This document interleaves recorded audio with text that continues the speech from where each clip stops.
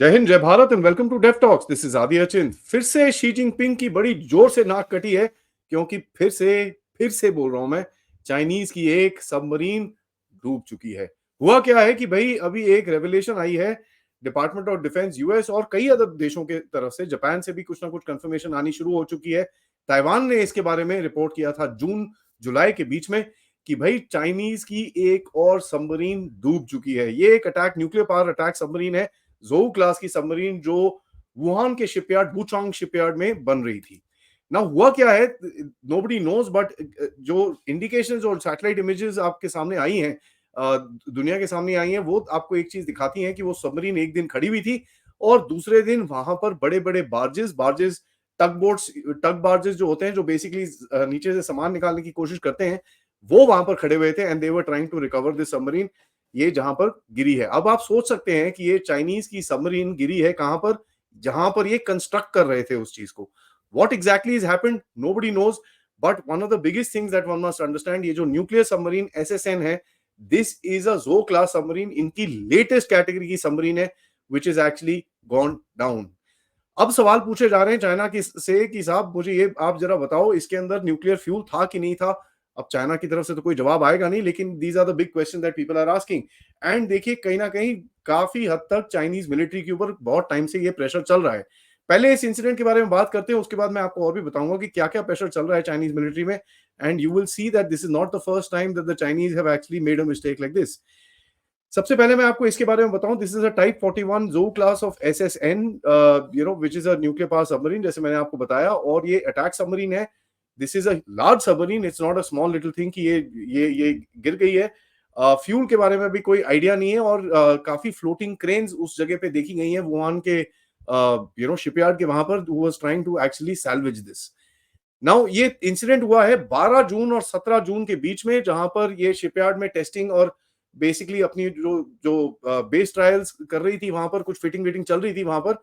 And this is a brand new submarine, जिसका एक distinctive feature है कि उसके पीछे there is an X sort of a shape which is there. Chinese कहते हैं कि भाई वो शेप से थोड़ी मनूवरेबिलिटी बेटर होती है और चीजें बेटर हो जाती है उस सबमरीन के लिए, लेकिन what we are seeing is, भाई मनूवरेबिलिटी का तो पता नहीं, लेकिन सिंकिंग रेट बहुत अच्छा है चाइना की सबमरीन का।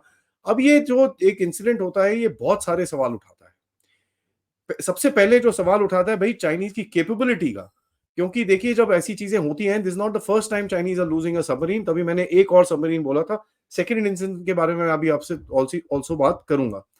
सो इंटरनल अकाउंटेबिलिटी क्या है पीएलए की, इंटरनल कैपेबिलिटी क्या है, और कहीं ना कहीं ये भी हमको समझ में आता है कि चाइनीज मिलिट्री के अंदर काफी भर के करप्शन है। और ये मैं नहीं बोल रहा, ये शी जिनपिंग खुद बोलता है। हर बारी जब वो अपनी मिलिट्री से मिलता है, वो बोलता है कि भाई चाइना की मिलिट्री को करप्शन फ्री बनाना है मेरे को, this is been one of my task. And as a matter of fact, उस करप्शन एंटी करप्शन प्रैक्टिसेस के चक्कर में चाइना की शी जिनपिंग ने कम से कम नहीं तो 100 से 150 सीनियर जनरल लेवल ऑफिसर्स को पिछले 1 डेढ़ 2 साल के अंदर उड़ा के साइड में मारा है। आप सबको याद होगा, थोड़े टाइम पहले मैंने आपके साथ रिपोर्ट किया था कि चाइनीज की रॉकेट फोर्सेस को 4 टॉप जनरल्स और नीचे के 70 अलग ऑफिसर्स को शी जिनपिंग ने एक ही दिन में गायब कर दिया था वहां पर। इस टाइम पे रॉकेट फोर्सेस का जो चीफ है वो नेवी का है, असिस्टेंट चीफ एयरफोर्स का है, ये कोई और है, वो कोई और है। तो is basically restructured is army. थोड़े टाइम पहले जो इनकी स्ट्रेटेजिक सपोर्ट फोर्स थी, उसको भी इसने तोड़ ताड़ के बराबर कर दिया था। साइबर कमांड अलग अलग काम कर रही है, इंफॉर्मेशन कमांड अलग काम कर रही है, जो एक्चुअली साथ में पहले काम करते थे, and they were pretty effective in what they were doing.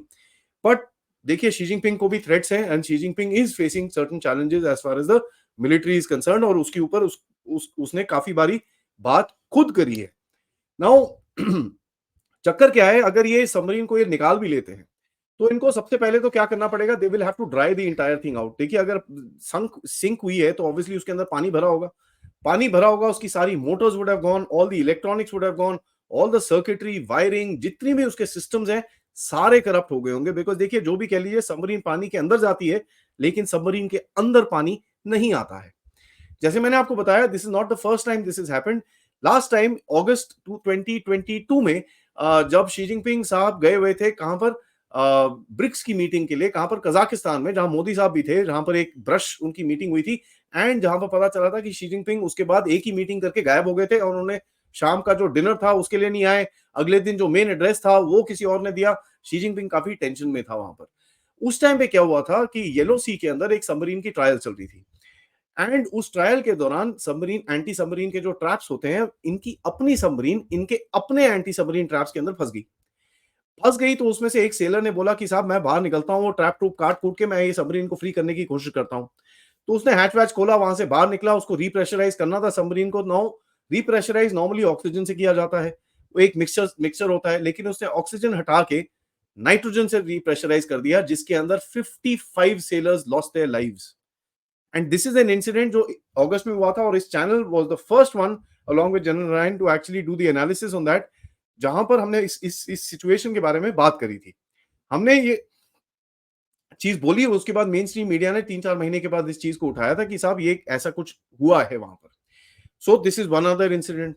इनकी मिसाइल्स के बारे में तो क्या कहने। आपको याद होगा कि जब नैन्सी पेलोसी आई हुई थी ताइवान में, इन्होंने अपनी DF-11 जो इनके पास क्रूज मिसाइल्स है, वो बोला था हम फायर करेंगे। ताइवान के आसपास एक डब्बा सा बनाया था, उन्होंने बोला भैया ये टारगेट है, यहां पर जाके गिरेंगी। गिरी कहां पर, 600 किलोमीटर दूर जाके सी ऑफ जापान के अंदर।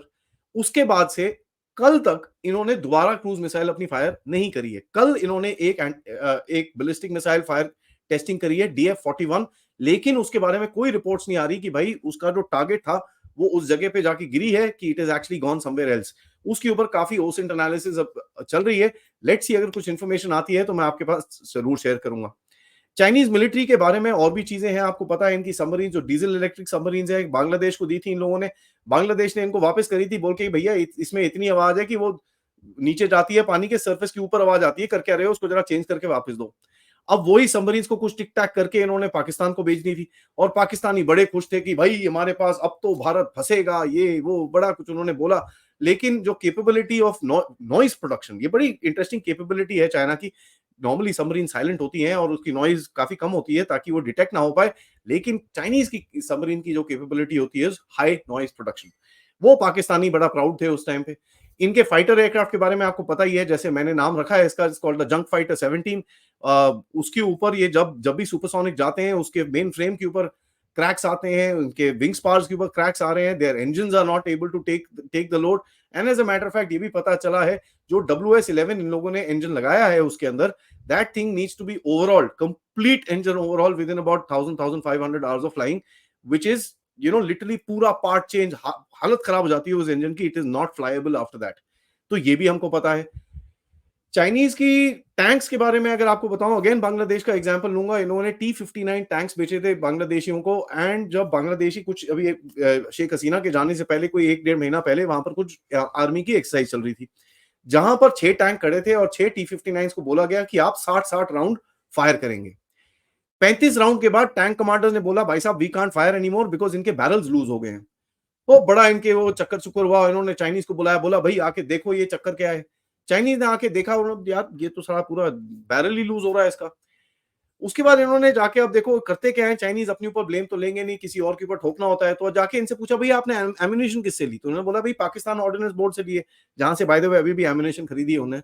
तो फिर उन्होंने ये बांग्लादेशियों को बोला नहीं नहीं नहीं यार, पाकिस्तानी एम्यूनेशन ठीक नहीं है, तभी ये प्रॉब्लम है, हमारे इसके अंदर कोई प्रॉब्लम नहीं है, बट कहीं ना कहीं this is the problem with Pakistani ammunition. And Bangladesh देखिए अभी इतना हीरो है कि उसी पाकिस्तान के साथ दोबारा एम्यूनेशन मंगा रहा है अपने टैंक खुद फोड़ने के लिए। पाकिस्तानी एम्यूनेशन के ऊपर आपको, बाय द वे वो भी सपोर्टेड चाइना से ही है, पाकिस्तानी एम्यूनेशन की रिपोर्ट्स इसी तरह की आई हैं यूक्रेन से भी। तो आपको बड़ा क्लियरली पता होना चाहिए कि भाई चाइना की कैपेबिलिटी क्या है।